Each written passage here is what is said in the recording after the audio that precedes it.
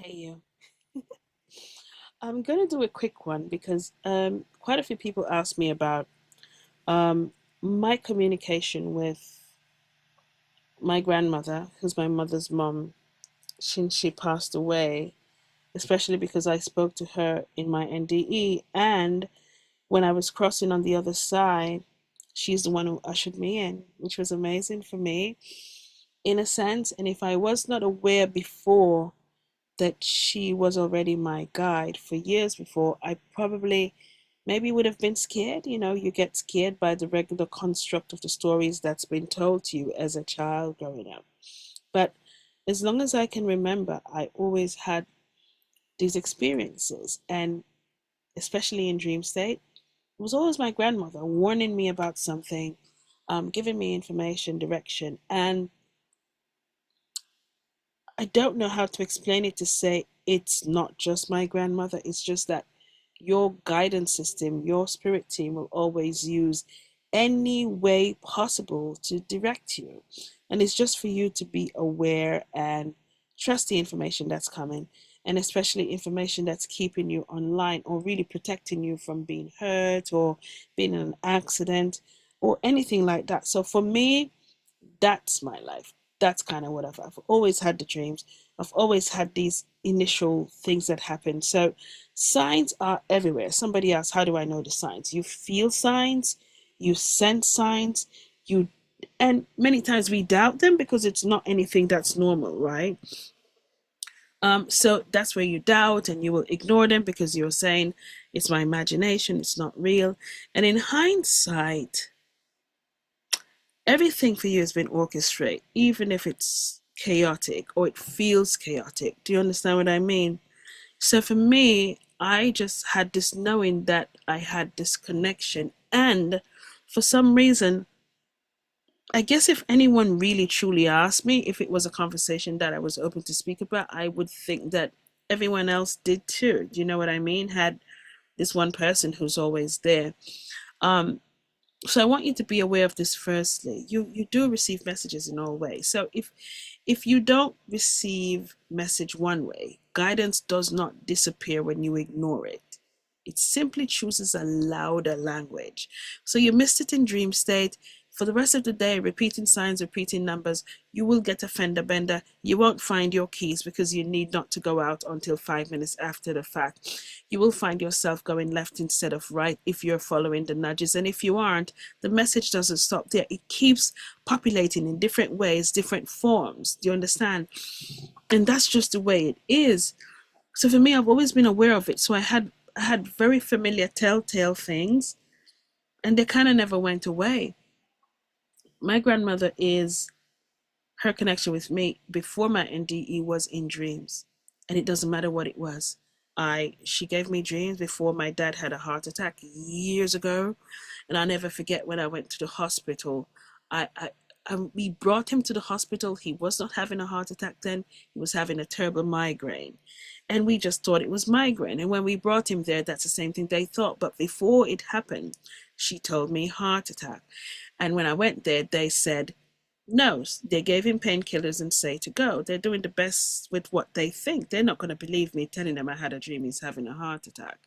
And I remember I decided that night, no, we're not going back with him because he's like 40 minutes away from the hospital. And I thought to myself, if something goes wrong, we're going to be in trouble because he's too far from the hospital, yeah?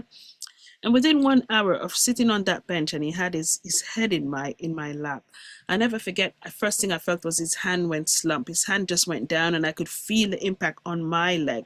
His hand went down and I looked down and then his body just slowly started to go down and I was like, oh crap.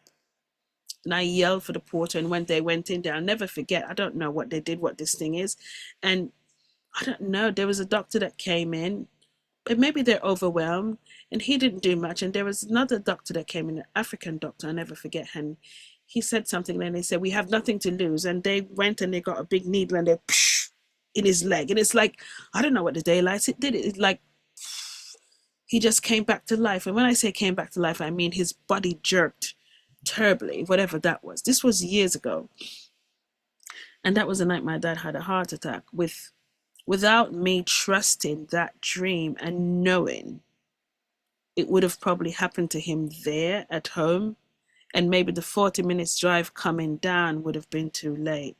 So I've always had these things, and it's just, somebody asked me, how do you know? It's in dream state. And it's one thing I've learned with dreams is, how do you feel in the dream? It doesn't matter what's happening. Do you feel a sense of urgency in the dream? Do you feel scared? Do you feel at ease, even if it's something that's trying to hurt you, or you're watching something bad happen to you? How do you feel? Because if you feel terror, when you wake up, you just intercede and you pray about it. But many times your dream is always information, but it's directing you somewhere or giving you insight or foresight of something that's to come. And I believe that our guides find these beautiful ways to do it. And I think the reason why my grandmother is always there, because I will trust her. Do you understand? And now, well, if it's an angel that I'm seeing, or any other apparatus that I see on the other side, then I will understand, oh, that's Archangel Raphael, it's Mother Mary. It's different. But before my NDE, it would have scared the bejeebies out of me. Okay. So I'm only comfortable with any other energies now of light, just because I am aware how it feels. I have my spiritual boundaries up, and I know exactly what my intention is going in. So for the person who asks, how do you know? It's mostly in your feeling, flashes of light, just your awareness, or just knowing something without even asking. You say, I don't know how I know, but I know. You know what I mean? And there's so many other things that happen. But I want you to understand, your guides will use dreams, like my grandmother did, emotional nudges, like the impulses that don't make logical sense, but it's there. Physical sensation, that sudden knowing, the goosebumps, the pressure, or either the tension or the release or expansion of your body. Be aware of that. And physical interruptions. So the obstacles, the delays, I spoke about that, the redirections. Just simply partner with your guides and say, thank you for that redirection. You can't find your keys for 5 minutes, 10 minutes, 1 hour. Leave it alone. Stop looking for it. Sit and breathe, or sit and pray and say, I thank you for redirecting me. Oh my gosh, what is it that I am going to walk into now? Allow me to feel my truth. Relax yourself, and then you say, okay, when it's ready, allow me to find the keys, or allow the keys to find me, right? And within your body, you feel pain, and pain, oh my gosh, is the biggest communication in your body, or any discomfort or cramps or anything. So many people I meet now, the first thing their own higher self says, can you tell them to stretch for me and move the shoulders? And it's amazing to me. And I have to say to somebody, I'm sorry.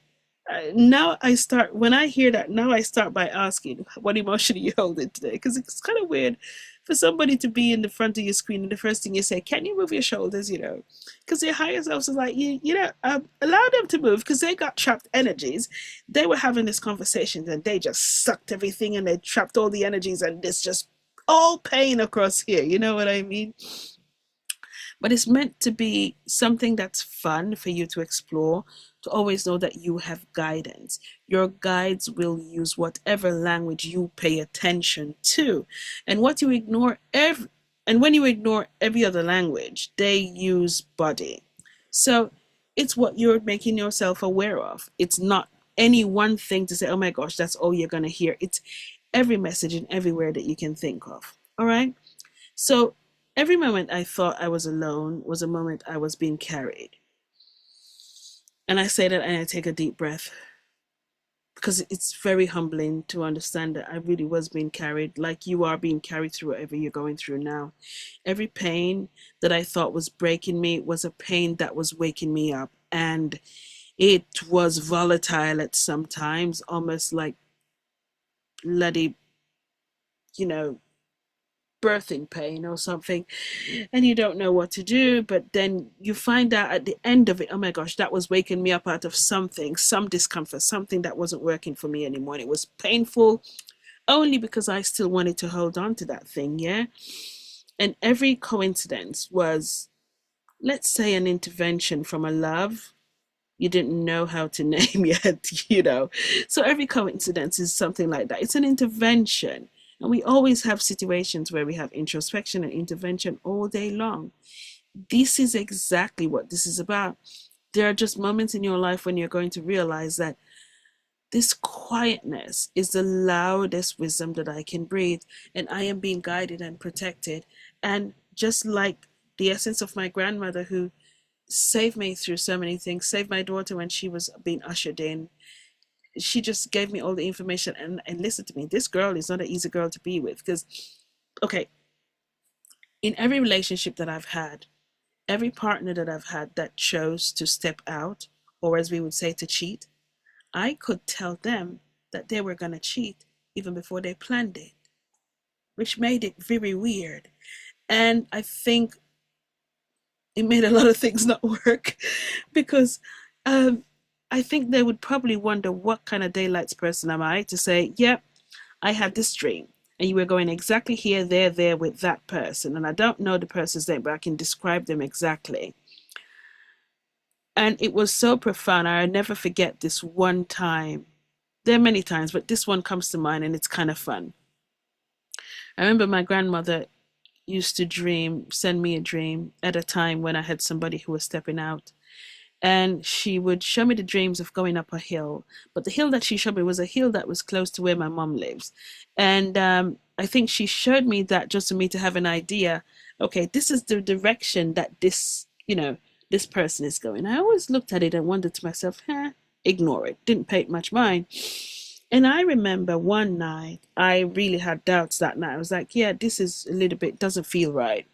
And I wasn't listening to the feelings and the sensations I was getting in my body that was telling me this, I feel intense. And when this person spoke, I knew it was a lie. So I could hear the voice in my head said, that's a lie, don't believe, that's a lie, don't believe, repeating over and over again. And I would be there like this big idiot and I would know it was a lie. And then I said, yeah, okay, true, me believe you, them type of way. And I remember, I think at the time, my guides, I don't know if they get fed up of anybody. I doubt it, but I felt that way. And that night I had a dream that was profound. It started as if I was going to be in a plane crash. I think they made that dream vivid because they knew that I was jump out of it. And somehow the plane, I wasn't in Jamaica, but somehow the plane ended up crash landing in Jamaica. And when I came out the plane in Jamaica, it was as if I was expecting somebody to pick me up at the airport. And then no phone would work. I'm at the airport, and listen to me, every phone I take up now work. My finger can't press it.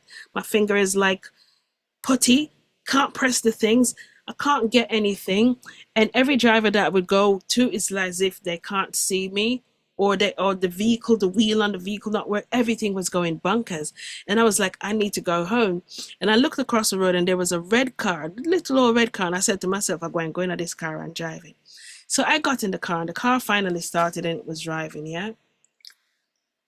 On the way coming from Montego Bay, all of a sudden there was this big accident and I was a part of this accident. And when the car crashed in the back of the bus, I never forget, I thought to myself, all right, we're dead now. But somehow, when that accident happened on that road in Tirana, in the dream state, right? On the left side, I remember I saw my grandmother. In the dream, I said to myself, I know she's dead. So what's she there? This started to make me aware. So I am not aware of the accident that I was just in. And I remember I watched her go across the road and she went up the hill. And when she went up the hill, and she pointed her finger and she says, look. And when I looked right across from the hill where she showed me, I'm looking down at a garage. And she said to me, look. And when I look, that was the partner that I had at the time. And when I looked, I was watching him going across almost like a stream, go around to the back. And I was saying to myself, why am I going at the back? If he's at the garage, why is he going to the back of the street? And he went back to the back of that hill and he went up or went to the house. And I saw him with another girl in that bloody dream. So the thing that I was ignoring for all this time, she made sure that she got my attention this time for saying, "What? Yeah, look." I have to laugh. I kid you not. I want you to have as much fun in this life as I had, now that I can stop and think about it and really laugh. And I want you to understand how much your steps are being ordered. I'm tearing up because now that I think about it, thank you. I'm thanking my grandmother and my guide so much. They've given me so many nudges, so much direction in my lifetime. Listen to me. When I got out of that dream, I was very aware that day, right? I liked myself, this is real. So I decided I'm going to be quiet, I'm not going to do anything. So that night, I remember that particular person, same excuse again, have to go, to go wherever, wherever. And I thought to myself, all right, I did something I would never do ever, ever in my life, but I did it then. I kid you not, because I was very young, y'all. I was very, very young. And I remember I jumped in the car and I drive behind him. I drive behind this guy and I trailed this guy and I went back. I went to where he went. I kid you not. When he went into the garage, right? Um, I remember when he went into the garage, the first thing I noticed was the bloody hill that my grandmother showed me in the dream the night before.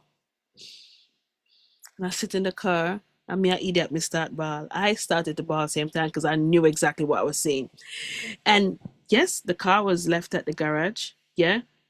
And he was there talking to his friends for a little bit. And then you see the same way my grandmother showed me. He went round to the back, didn't come to the front of the suite where you could come and easily go to that house. He went to the back, across the lake.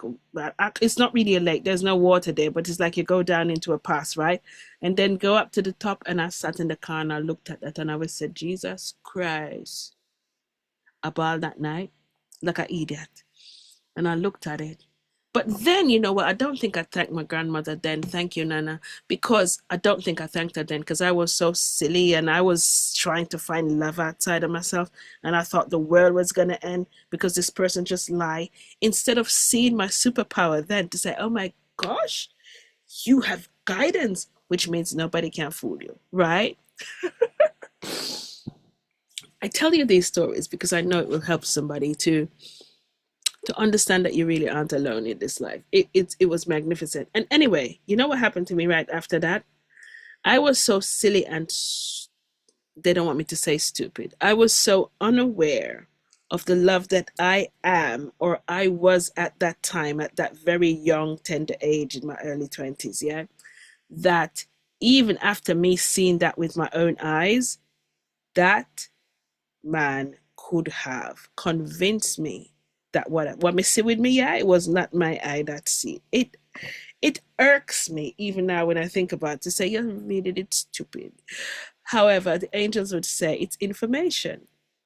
So it was information that you were receiving, and you got an opportunity to see and feel for yourself, and then you had a choice to choose for yourself, and you chose for somebody else. So that's a lesson you learned. But I still, even after that, drive and trail that individual, saw them up there. Thank God. God is so good to rid me, from all this stupidness now. But being a young person, and if you are a young person watching this, you also have this superpower to feel the energies of people before they even speak. You can partner with God and partner with the angels to feel people's intention. That gut feeling, your intuition, do not overlook it. It is your superpower. And I kid you not. So anyway, for all of those who are asking me, oh my gosh, how do you get messages? This is just one of the stories of the many wally, plenty, enough messages of receiving guidance from the other side, which is still this side. We're all energy. We're all kind of in one big bubble of love, yeah? And some of us turn this way and some turn that way. It's just a beautiful scene and orchestra. Some days good, some days not so good. Some days the tune is good, some days off, yeah? But just be aware that you're not walking alone, and you can always be guided to things that are best for you. And not be like me in my early 20s, full like a duck, yeah? Don't do that. Mm. Anyway, so that was my first rendition of allowing you to understand that these are how you receive messages from guides, angels, loved ones who have passed over. It is not an impossible thing. It is always possible once you allow yourself to be aware of it. Bye.